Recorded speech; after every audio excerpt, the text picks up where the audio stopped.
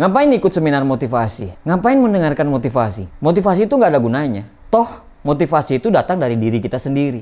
Ngapain harus nyari dari orang? Buang-buang waktu. Mereka ngomong mah gampang. Motivator itu tidak akan bisa menyelesaikan masalah kita.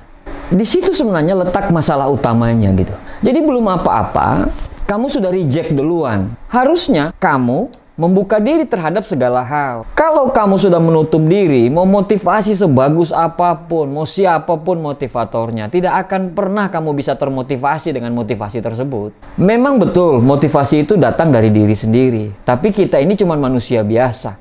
Manusia itu kadar motivasinya itu naik turun. Emangnya kamu pikir setelah mendengarkan motivasi, tiba-tiba dalam laptop kamu atau dalam smartphone kamu itu tiba-tiba keluar jin, terus simsalabim bisa merubah semuanya? Tidak. Kamu harus mengambil tindakan dari motivasi tersebut. Kamu harus punya rencana dan disiplin terhadap rencana tersebut. Karena gagal merencanakan sama aja merencanakan untuk gagal. Nah, kalau kamu kehilangan motivasi atau susah dimotivasi, berarti ada dua penyakit yang harus disembuhkan. Penyakit pertama adalah berarti goalsmu tidak jelas. Berarti kamu tidak melakukan apa-apa dalam hidup ini.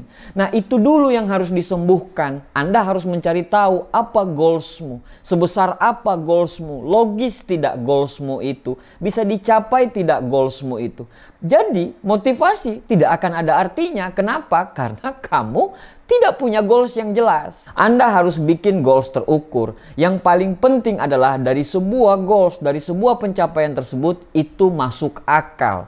Kalau tidak masuk akal, Anda tidak akan kemana-mana. Kenapa? Karena itu tidak menginspirasi. Usahakan goals tersebut itu bisa menginspirasi Anda, bisa mendorong Anda supaya lebih bekerja keras. Buatlah goals jangka pendek, jangka menengah, dan jangka panjang. Anda nggak bisa lompat ke tangga paling atas kalau tangga-tangga di bawah Anda nggak lalui. Artinya apa? Goals jangka panjang itu bisa didapat dengan Anda melalui goals jangka pendek, jangka menengah, dan jangka panjang.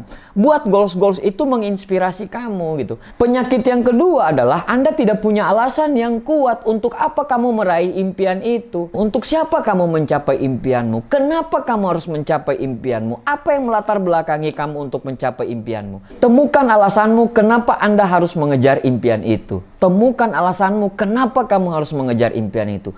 Setelah kamu temukan alasanmu itu, kamu dimotivasi dikit aja pasti udah sangat kebakar. Nah, tadi kalau sudah punya goals, ya jelas, terukur, jangka pendek, jangka menengah, dan jangka panjang, dan kamu sudah tahu untuk siapa impianmu dibawa, berapa lama timeline impianmu harus tercapai, apa alasan terkuat kamu untuk mencapai impian kamu itu. Nah, disitulah kita butuhkan motivasi.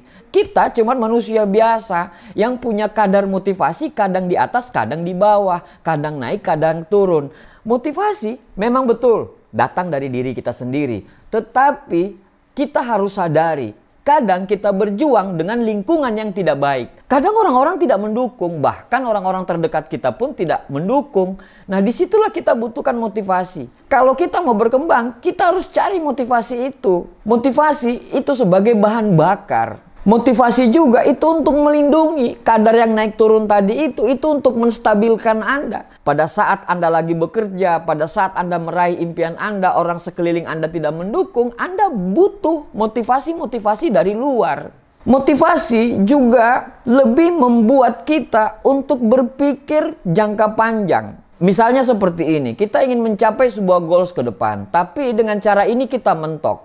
Nah, dengan motivasi, dengan berbagai macam masukan, inputan-inputan positif dari orang, sehingga Anda bukan cuma memiliki satu plan, memiliki satu rencana terhadap impian Anda itu. Nah, Anda bisa memiliki rencana B, rencana C, plan D, plan E, plan F untuk menggoalskan impian Anda dan goals Anda itu. Kalau kamu sudah niat untuk menerima motivasi, kamu akan termotivasi.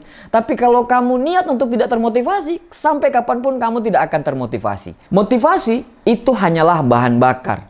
Tapi yang paling penting adalah kitanya yang mengendarai mobil yang berisi bahan bakar motivasi tersebut.